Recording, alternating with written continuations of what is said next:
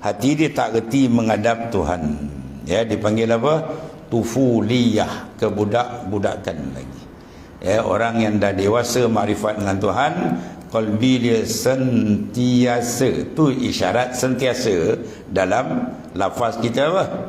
Fi kulli lamhatin wa nafsin, tu isyarat kepada dawamul hudur qalbi ma Allah. Kekal hati sentiasa Tuhan, tu dah dapat ni isyarat. Tiap-tiap nafas, tiap-tiap kelipan mata hati dengan Tuhan. Tapi kalau kita sebut dia dengan lidah kita, fi kulli lamhatin wa nafsin qalbi lain, itu nifak, bohong. Kau sebut dengan lidah, qalbi kau tempat lain.